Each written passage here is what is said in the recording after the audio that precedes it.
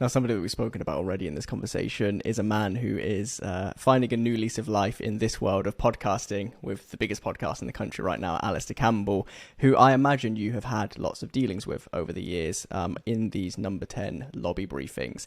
Now, Alastair is painted as quite a fiery character. He may or may not have the thick of it character based on him. We will never know. But somebody like me in the public, that is how we perceive these spokespeople, right? They're quite fiery. They're willing to push back. They're willing to kind of set the agenda in their favour. And therefore, off the record, behind the scenes, when there's not a live camera rolling, when people aren't on their best behaviour, what is it like to really face down a spokesperson like Alastair or any of his contemporaries to really get to the bottom of a story behind closed doors? Well, yeah, I mean, I first met Alastair Campbell when he was working with Tony Blair when he was opposition leader. And I covered Tony Blair's first general election campaign in 1997 when he came to power. And in fact, all three of his election campaigns.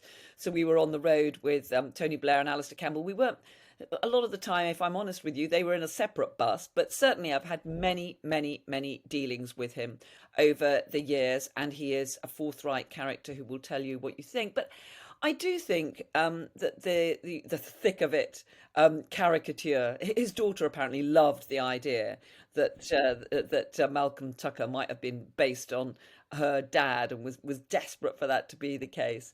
I'm sure that there is an element in which Alastair was an inspiration for that character.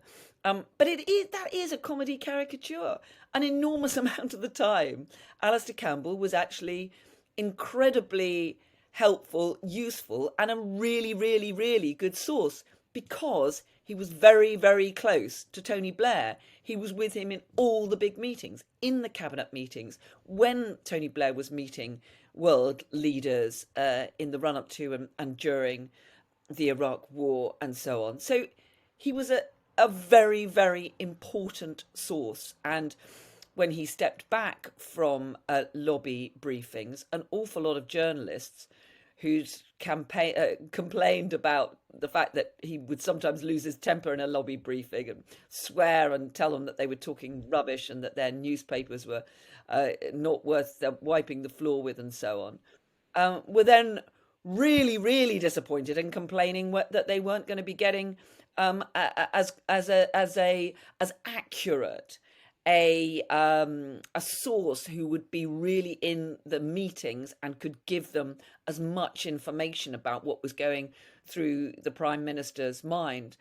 And what happened was that, as I'm sure many people listening will realise, that during those Labour years, their very powerful communication skills became a problem, an issue for the party. Spin became a massive thing. Everything, every announcement, every story was seen as, well, that's just more spin from the Labour government. And Alastair Campbell was deemed to be a significant figure in that. So he took a step back from the daily briefings and eventually bowed out of Number 10 altogether. And what happened after Alastair Campbell left is that role of briefing journalists in the regular formal lobby briefings went from being someone who was a special advisor, which means that they were political and could address political stories, to someone who was a civil servant, who could talk about policy, who could talk about government policy, who could talk about the thinking behind government policy, but would not get into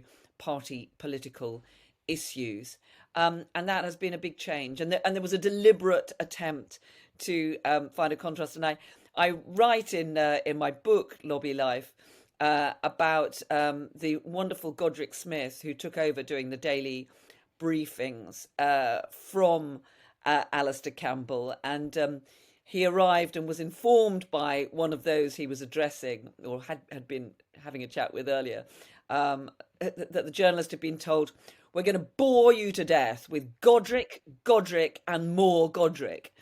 And he was definitely a marked contrast. He was an excellent civil servant. He was an excellent press spokesman. And you could always be absolutely sure that what you were hearing from Godric was straight and straightforward and accurate. But what you didn't get are the times when the press spokesman, under goading from a room full of journalists, would step slightly beyond maybe what he intended to say, and we'd all emerge with a great story.